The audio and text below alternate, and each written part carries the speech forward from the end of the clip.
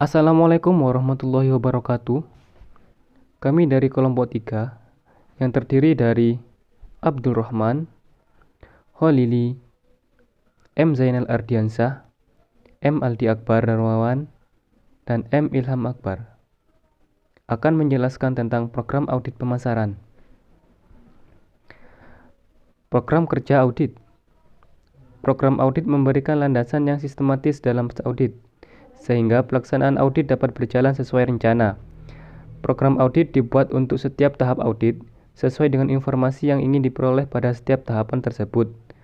Program kerja audit memuat beberapa pertanyaan penting untuk mendapatkan data atau informasi sesuai dengan tujuan audit yang telah ditetapkan. Berikut adalah contoh tabel program audit pendahuluan. Di situ ada nama perusahaan, program yang diaudit, periode audit, dan nomor KKA. Di bawahnya lagi ada kuesioner dan langkah kerja yang isinya 1.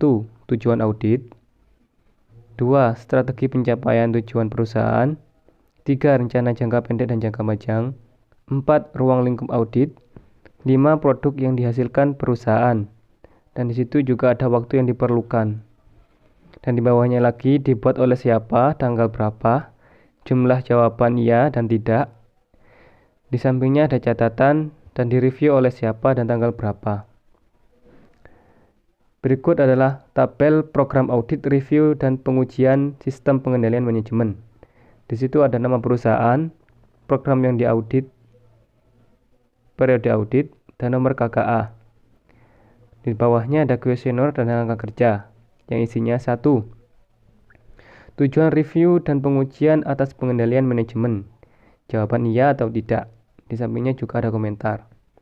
2. Apakah Departemen Perusahaan memiliki pernyataan tujuan secara tertulis? Jika ya, periksa apakah tujuan tersebut tersosialisasikan, nilai apakah tujuan tersebut masih relevan dalam lingkungan bisnis saat ini. Jika tidak, telusuri apa tujuan yang ingin dicapai dari pengoperasian perusahaan tersebut. 3. Apakah pemasaran perusahaan menyesuaikan tujuan dengan perubahan kondisi? Jika ya, apakah tujuan yang berubah ini tetap sesuai visi dan misi perusahaan? Jika tidak, telusuri bagaimana perusahaan beradaptasi dengan terjadinya perubahan kondisi bisnis. Yang keempat, apakah perusahaan memiliki rencana bisnis plan aktual untuk dibandingkan nantinya dengan hasil yang dicapai? Jika ya, telusuri apakah rencana bisnis tersebut realistis. Jika tidak, telusuri apa yang menjadi pedoman dalam operasional perusahaan. Tabel selanjutnya langsung ke poin 13. Apakah perusahaan pengendalian aktivitas pemasarannya melalui analisis biaya, analisis pasar, dan audit pemasaran? Jika ya, telusuri apakah perusahaan-perusahaan melakukan audit pemasaran secara vertikal atau horizontal. Periksa apakah rekomendasi perbaikan dari hasil audit tersebut telah dilaksanakan. Jika tidak, telusuri bagaimana perusahaan mengendalikan aktivitas pemasarannya. Di bawahnya dibuat oleh siapa, auditornya, tanggal berapa, jumlah jawaban iya atau tidak, catatan. Di sampingnya lagi ada review oleh siapa dan tanggal berapa. Kemudian audit lingkungan pemasaran. Lingkungan pemasaran atau marketing environment terdiri atas pelaku dan kekuatan-kekuatan di luar pemasaran yang mempengaruhi pemasaran perusahaan untuk mengembangkan dan mempertahankan transaksi yang berhasil dengan konsumen sasarannya. Lingkungan pemasaran terdiri atas 2 kelompok besar, yaitu lingkungan mikro dan lingkungan makro. Lingkungan mikro. Lingkungan mikro terdiri atas kekuatan-kekuatan di sekitar perusahaan yang mempengaruhi kemampuannya dalam melayani pelanggannya. Para pelaku utama dalam lingkungan mikro adalah 1. Perusahaan, 2. Pemasok, 3. Perantara pemasaran, 4. Pelanggan, 5. Pesaing. Lingkungan makro merupakan kekuatan kemasyarakatan yang lebih luas yang mempengaruhi segenap lingkungan mikro perusahaan dan keputusan-keputusan strategi pemasaran. Lingkungan ini meliputi 1. Lingkungan alam, 2. Lingkungan demografi, 3. Lingkungan ekonomi, 4. Lingkungan politik, 5. Lingkungan teknologi, dan 6. Lingkungan budaya. Di sini ada contoh tabel. Nama perusahaan, program yang diaudit, periode audit, nomor KKA. kuesioner dan langkah kerja dalam lingkungan makro. Yang pertama, apakah perkembangan dan kecenderungan demografis utama memberikan peluang atau ancaman bagi perusahaan? Jika ya, telusuri bagaimana perusahaan memanfaatkan kecenderungan ini untuk kemajuan perusahaan. Jika tidak, telusuri apakah perusahaan memiliki strategi antisipasi untuk menghindari terjadinya kemungkinan buruk dari kecenderungan demografis ini. 2. Tindakan apa yang harus diambil perusahaan untuk menanggapi perkembangan dan kecenderungan ini? 3. Apakah perkembangan utama dan pendapatan harga, penghematan, kredit akan mempengaruhi perusahaan? Yang keempat, tindakan apa yang harus diambil perusahaan untuk menanggapi perkembangan dan kecenderungan ini? Yang kelima, bagaimana pandangan atas biaya dan ketersediaan sumber daya alam serta energi yang dibutuhkan perusahaan ini? Yang keenam, bagaimana perhatian perusahaan terhadap penanggulangan polusi dan konservasi serta langkah-langkah apa yang telah diambil perusahaan. Yang ketujuh, apakah telah terjadi perubahan pada teknologi produk dan proses produksi? Jika ya, telusuri bagaimana perusahaan memanfaatkan perubahan ini untuk meningkatkan kinerja produk dan proses yang diterapkan. Jika tidak, telusuri bagaimana perusahaan mengembangkan produk dan proses untuk tetap eksis dalam memuaskan pelanggannya. Yang ke-8, bagaimana posisi perusahaan saat ini? Yang ke-9, apakah perubahan dalam hukum dan peraturan akan mempengaruhi strategi dan taktik pemasaran? Jika ya, telusuri bagaimana perusahaan menyesuaikan strategi dan taktiknya sesuai dengan perubahan yang terjadi. Jika tidak, langkah kerja. Telusuri bagaimana perusahaan mengembangkan strategi dan taktiknya untuk memenangkan persaingan. Yang ke-10, bagaimana tanggapan masyarakat terhadap bisnis dan produk perusahaan. Yang ke-11, apakah perubahan dalam gaya hidup dan nilai-nilai pelanggan mempengaruhi upaya pemasaran perusahaan? Jika ya, telusuri bagaimana perusahaan mengadopsi perubahan tersebut dalam upaya pemasarannya. Jika tidak, telusuri bagaimana perusahaan mengelola upaya pemasaran saat ini. Dalam lingkungan mikro, yang pertama, apakah yang terjadi pada ukuran pasar, pertumbuhan distribusi geografis, dan laba? 13. Siapa yang menjadi segmen pasar untuk perusahaan? 14. Bagaimana perusahaan mengidentifikasi kebutuhan pelanggan? Yang 15. Bagaimana pelanggan dan calon pembeli menetapkan peringkat perusahaan dan persaingannya mengenai reputasi, mutu produk, pelayanan niaga, dan harga. 16. Bagaimana berbagai segmen pelanggan melakukan keputusan pembelian mereka. 17. Siapa pesaing utama perusahaan? 18. Apakah tujuan strategi kekuatan, kelemahan ukuran, dan pangsa pasar mereka? 19. Apakah perusahaan telah menetapkan saluran distribusi yang tepat untuk menyalurkan produk kepada pelanggan? Jika ya, periksa apa saluran yang digunakan dan apakah saluran ini sesuai dengan karakteristik produk dan berusaha memenuhi kebutuhan pelanggan. Jika tidak, langkah kerja. Telusuri alasan mengapa saluran ini yang digunakan.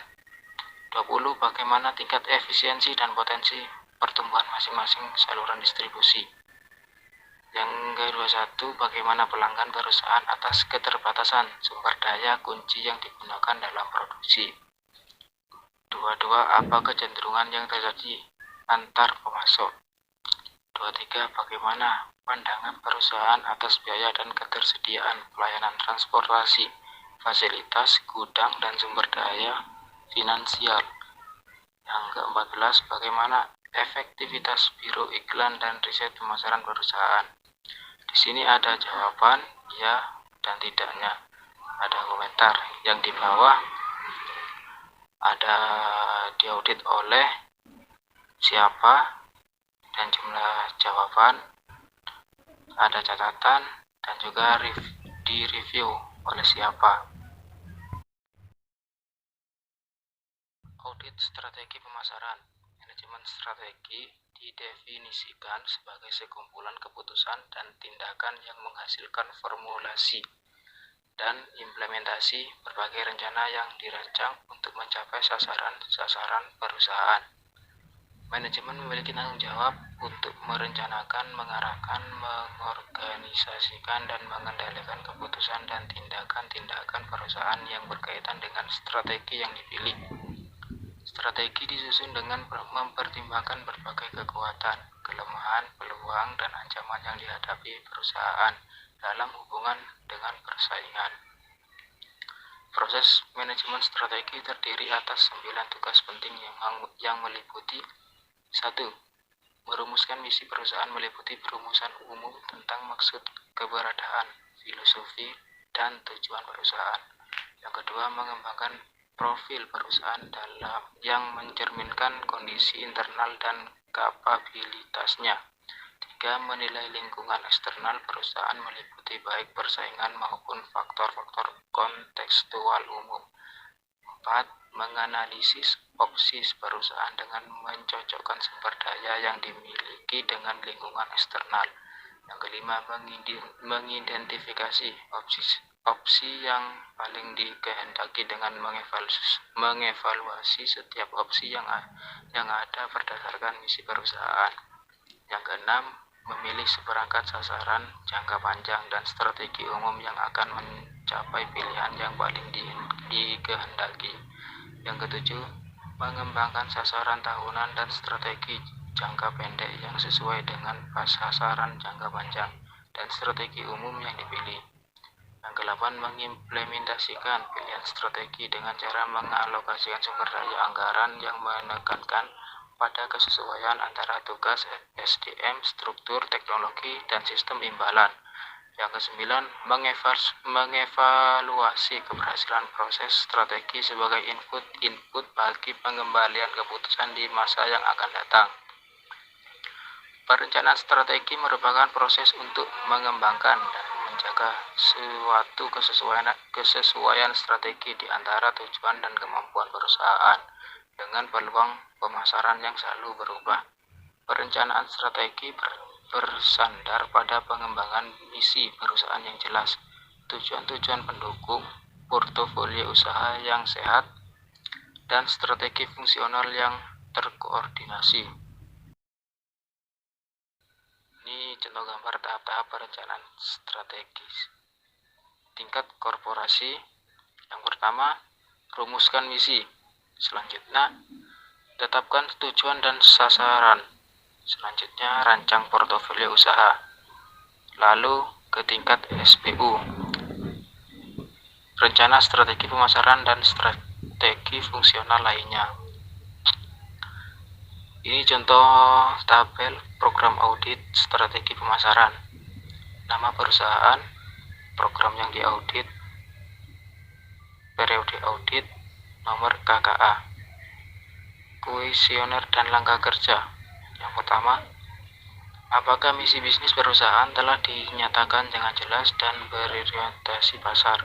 Jika ya, periksa bagaimana rumusan misi perusahaan dan telusuri beberapa kuat misi ini dapat mendorong suatu praktik bisnis berorientasi pasar. Jika tidak, telusuri apa misi perusahaan. 2. Apakah misi bisnis tersebut layak? Yang ketiga, apakah tujuan dan sasaran pemasaran perusahaan telah dinyatakan dengan jelas untuk dapat membimbing perencanaan pemasaran dan pengukuran kinerja?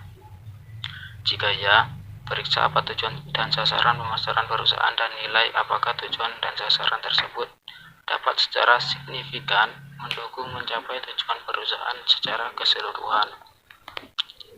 Jika tidak, telusuri apa yang terjadi pemandu arah operasional perusahaan dan pedoman bertindak dalam memenangkan persaingan. Yang keempat, apakah tujuan pemasaran sudah tepat dan mempertimbangkan sumber daya, posisi persaingan, dan peluang?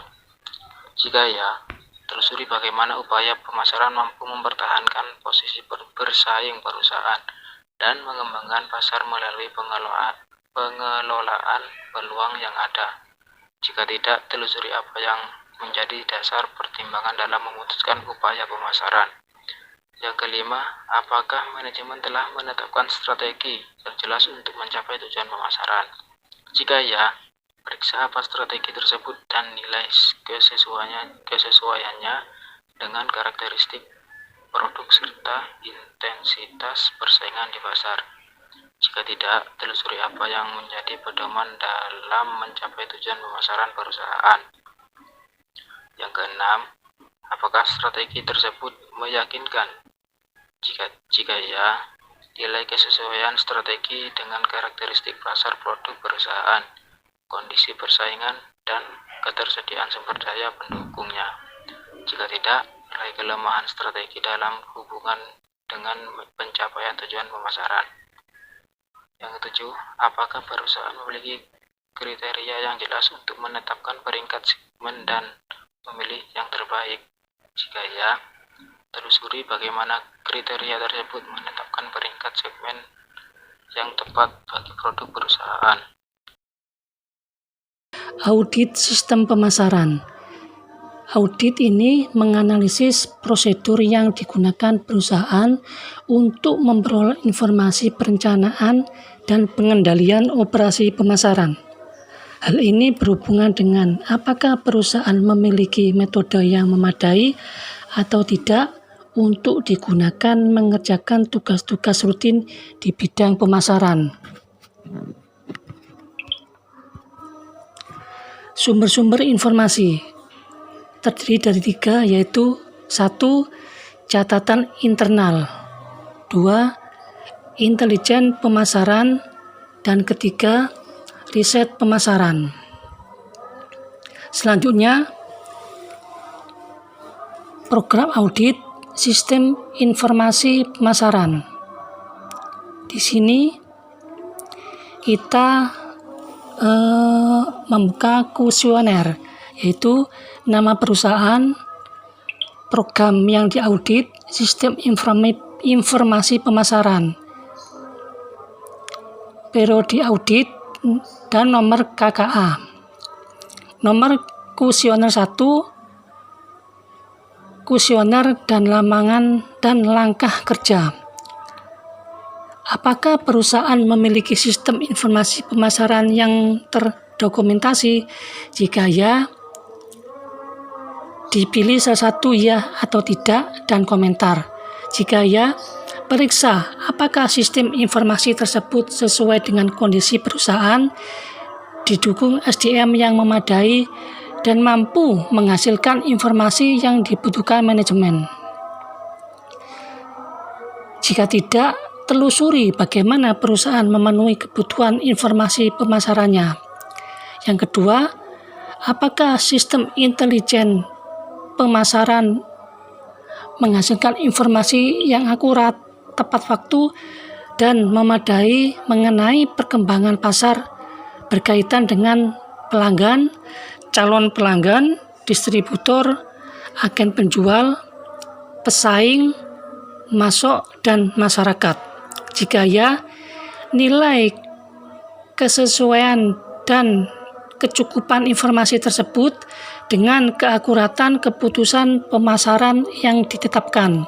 Jika tidak, telusuri apa saja informasi yang dihasilkan dari sumber ini. Hubungkan dengan kebutuhan informasi untuk mengambil keputusan pemasaran dan bandingkan dengan biaya yang dikeluarkan untuk memperoleh informasi tersebut. 3. Apakah perusahaan, departemen, atau divisi